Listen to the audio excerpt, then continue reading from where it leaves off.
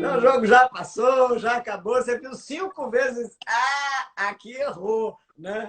Agora que está passando novela reprisada, jogo de futebol reprisado, é que a gente vê bem aí, como é fácil, né? a expressão tem muito a ver.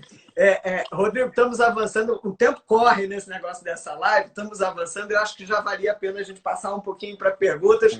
Há uma pergunta que me tinha sido encaminhada antes. Antes disso, permita-me um parênteses. Você que está assistindo, que vai assistir a próxima live, que é na segunda-feira, com a Heloísa Godinho, sobre controle, né? A live gente, urgência, motivação e controle.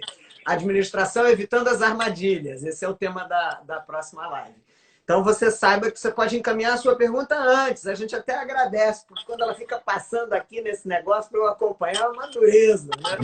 Então, nas perguntas que vieram antes, uma delas, acho até que o autor já reiterou aqui, o nome que aparece no Instagram é R. Martins, né?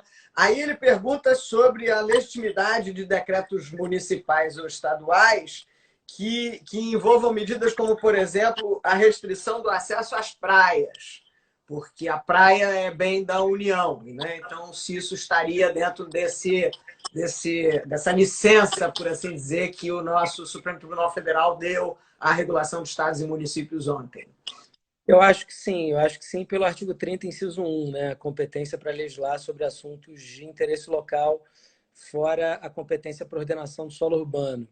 Eu acho que, num contexto de desenvolvimento de uma pandemia, o município tem, com base nessas normas de competência, competência para evitar aglomerações. E praia, evidentemente, é um local de potencial aglomeração que, se acontecer, vai produzir efeitos muito ruins para a expansão da pandemia. Então, parece constitucional esse tipo de medida, sim. E como você veria, por exemplo, alguma coisa que a gente tem visto... peraí, vamos ver. As normas... Pergunta que está aqui rolando. As normas existentes são suficientes para solucionar todas as questões decorrentes da pandemia? Acho que todas nunca serão, né? Mas, enfim, essa pergunta. Todas seria ousado dizer, mas eu acho que a gente tem um quadro normativo que é bom. Eu acho que a gente tem um quadro normativo que revela uma coerência muito maior do que os discursos do presidente, do governador e prefeito revelam. Quando a gente assiste os discursos no jornal, parece que é uma divergência absoluta. Quando a gente lê as normas, a gente não vê essa divergência. Há muito mais convergência do que divergência. Então, eu acho que a gente tem um arcabouço normativo adequado e o governo federal adotou medidas importantes na economia. Então, acho que, assim, no geral, em termos normativos e de atos administrativos, a gente está bem servido. O que falta, minha maior preocupação hoje não é norma. Minha maior preocupação hoje é respirador, leito de UTI e teste, né? Eu acho que a gente precisa obter esses materiais. Isso é o mais importante. Uma outra pergunta, essa é minha. Quem detém a gestão da live tem essa prerrogativa. Né? Estava eu pensando, por exemplo, em transportes concedidos pelo Estado, onde a gente tem visto frequentemente, na nossa área mesmo, aglomerações. Sim. Está mal gerida a questão do ingresso das pessoas, por exemplo, nos trens da Supervia. Eu acho que é Supervia a concessionária dos trens, ditos trens de subúrbio. Né? E aí, quer dizer, poderíamos nós, município, estabelecer uma disciplina de como se organiza a entrada, ou isso interviriria na concessão e aí já extrapolaria os limites da nossa competência para decidir? Eu acho que, sendo uma concessão estadual, né, me parece que a competência seria, sobre as condições do exercício desse serviço público concedido, seria do Estado. Né? Eu acho que poderia haver algum tipo de regulamentação com base no interesse local, eventualmente relativo a aglomerações em estações, em locais em que possa haver uma aglomeração que seja dentro do território municipal. Mas, em relação às condições da prestação de serviço público, me parece que isso se insere na regulamentação do próprio serviço concedido. Então, Mas a minha pergunta envolvia exatamente essa coisa de aglomeração pelas filas, que é o que a gente tem visto no noticiário, né? E aí, quer dizer, atrairia possivelmente uma competência nossa, mas isso em alguma medida vai resvalar na disciplina do serviço concedido. Quando você diz, olha, não pode ficar a fila desse jeito ou daquele jeito, isso acaba tangenciando a regulamentação do serviço concedido. É bem difícil a questão, porque se coloca numa situação bem conflituosa entre a competência estadual e municipal. Eu acho que, enfim, em sendo redigido esse decreto municipal, deveria se redigir com muito cuidado no sentido de circunscrever a regulamentação a vedação a aglomerações em espaços de circulação pública, de maneira a atrair a competência para legislar sobre o assunto local e minimizar, ter o menor impacto possível sobre a prestação do serviço público concedido. Então, acho que é mais uma questão de desenho da regulamentação de maneira a circunscrever esse aspecto. Houve uma pergunta aqui também sobre se poderíamos pensar em alguma espécie de competência para disciplina, de alguma maneira, por regiões metropolitanas. A gente podia pensar na estrutura de região metropolitana disciplinando alguma medida aí relacionada ao combate à pandemia. Eu acho que não há tempo hábil, né? É um pouco o problema também da relação entre esses decretos e o princípio da legalidade, né? Que é um outro tema muito sensível, né? Tudo foi feito por decreto. E medidas altamente restritivas a direitos fundamentais, né? Livre iniciativa, liberdade de ir e vir e tal. Então, é evidente que numa situação normal violaria a reserva de lei. Mas, assim, em qualquer contexto de crise, década de 30 foi a mesma coisa, houve expansão dos poderes normativos do Poder Executivo, porque só ele tem expertise e celeridade necessárias para editar as normas necessárias para esse tipo de situação. Então, assim, eu não acho que haja tempo hábil de observar todo o procedimento necessário para, enfim, para criação e regulamentação disso através de uma região metropolitana. Tem uma outra pergunta aqui, acho que relacionada ao debate que a gente tinha sobre o serviço concedido e tal, que é se o risco do consumidor, se a presença de risco ao consumidor não atrairia uma esfera de competência municipal. Desculpa, Vanessa, eu estava lendo uma outra aqui e me perdi. Tá, a pergunta era se o reconhecimento da existência numa situação concreta de risco ao consumidor, se isso não atrairia alguma esfera de competência para a regulamentação municipal. Sim, a competência para legislar sobre o direito do consumidor é concorrente, né? Havendo relação de consumo, é mais um argumento, mas me parece que o argumento mais forte seria interesse local. Eu vi uma outra pergunta aqui que é interessante sobre questão do transporte intermunicipal e aeroviário. Inclusive, havia uma norma no decreto estadual restringindo mais sujeito, não só aeroviário, também portuário, aquaviário, etc., submetendo a restrições sujeitas à autorização da agência reguladora. O que me parece sobre essa norma, ou ela é inócua ou ela é inconstitucional, porque a competência para legislar sobre esse serviço é da União. Então, né, respondendo a sua pergunta, a minha opinião, ou é inócua ou é inconstitucional, não tem como fugir disso. Há uma outra pergunta aqui, Rodrigo, que refere a uma lei estadual. Isso aqui é um pinga-fogo, meu cara. As perguntas vão vindo. Parece prova oral, né, Vanessa? Né? Parece prova oral, né? Mas há uma outra pergunta aqui que alude a uma lei estadual. Essa eu não tinha tido notícia, espero que não seja daqui. Mas há uma lei estadual que teria determinado a incidência de desconto sobre as mensalidades das escolas, por conta do isolamento horizontal. Esse é um caso que se coloca o direito do consumidor, né? Cuja competência é concorrente. A questão é saber se cabe aos estados legislarem. É aquela discussão dos parágrafos do artigo 24, né? não me parece que haja uma peculiaridade local a ensejar uma regulamentação diferente de um estado para outro. Então, me parece que é uma norma de caráter geral. Só que, como não há uma lei, né, federal, os estados poderiam legislar com base na competência supletiva. Né? O Estado, na União, não regulamentou se vai dar ou não vai dar desconto nesse período. Caberia aos estados, com base na competência supletiva, editarem norma dando descontos. Então, assim, me parece viável com base no direito do consumidor.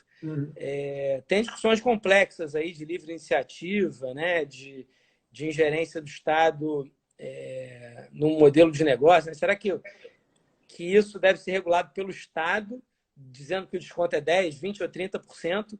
Ou será que isso não deve ser regulado pela própria economia? Ou seja, várias escolas estão dando, então, se eu estou insatisfeito com a minha aqui dos meus filhos que não deu, posso mudar para outra que deu. Né?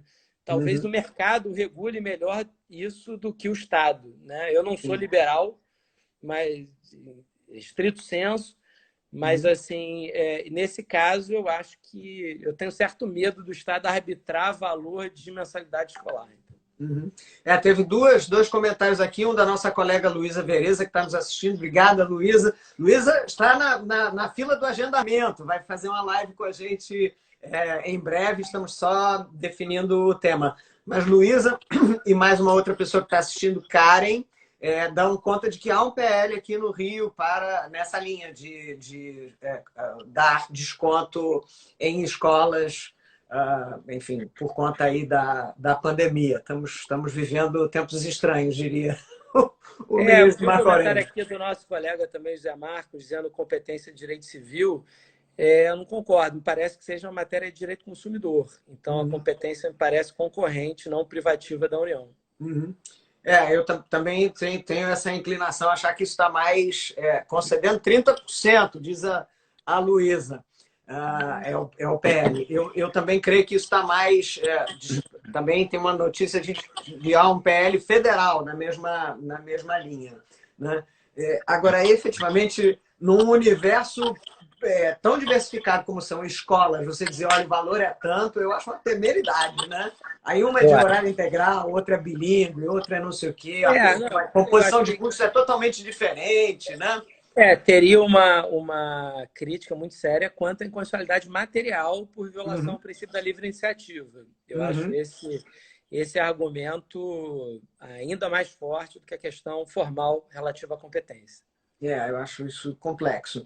Temos uma pergunta aqui que não é exatamente na veia do debate que a gente estava fazendo. Quem tem a pergunta que ainda não tenha sido... Espera aí, vamos ver. Agora o povo está discutindo aí esse PL da redução da mensalidade. Tem muita gente com filho, está todo mundo sensível. Né? O colégio dos meus filhos não deu. Você vê como eu tenho a postura isenta sobre isso. O colégio dos meus filhos não deu. Eu estou defendendo a inconstitucionalidade desse PL. Mas havia uma pergunta também aqui no Instagram, de um nickname, o nome não permitia identificar, e os prevenirem, era o nickname, que não é na veia exatamente daquilo que a gente está debatendo, mas que acho que está próximo, que se haveria limites, ou quais seriam os limites para uma jurisprudência constitucional da crise. Né? É aquilo que a gente está discutindo sobre o estado de exceção. Né? Eu acho que o estado de necessidade que se coloca em relação à preservação à saúde e à vida de cidadãos brasileiros obrigam a qualquer intérprete do direito a relativizar diversas normas para proteger esses bens que são os bens maiores, sobretudo agora. Mas isso não implica uma suspensão completa do direito. O que torna imperiosa a advertência sua, Vanice, de que tem que se ficar atento ao ônus argumentativo de medidas restritivas que seriam inconstitucionais em outro cenário. E aí eu volto ao exemplo que eu dei da MP de acesso à informação. Era uma coisa que tinha nada a ver com pandemia. Assim, era um pretexto, com todas as vendas, mas aquela MP usava a pandemia como pretexto para disputar o acesso a informações públicas. Né? Então, usar a pandemia como pretexto para restringir o acesso à informação pública, restringir o acesso a contratações emergenciais, como eu já vi, é outro problema. Adiamento de eleição. Pode ser que seja necessário. Eleição municipal desse ano. Agora, o ministro Barroso se pronunciou nesse sentido e eu concordo plenamente com ele. Pode ser que seja necessário, mas a gente vai fazer de tudo para a eleição acontecer até dezembro de 2020, para que não haja prorrogação de mandato.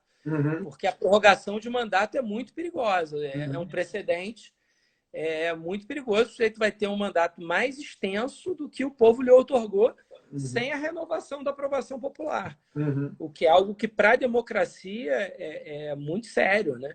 Então, assim, uma jurisprudência de crise é inevitável que ela seja pragmática, consequencialista, relativize a aplicação de determinadas normas, mas um mínimo ético do direito é imperioso, sobretudo quando a relativização a determinadas normas constitucionais que se relacionem com esse mínimo ético seja relevante para a proteção da pandemia. A pandemia é usada como pretexto para outros fins que, enfim, não são fins adequados ou compatíveis com o Estado Democrático de Direito.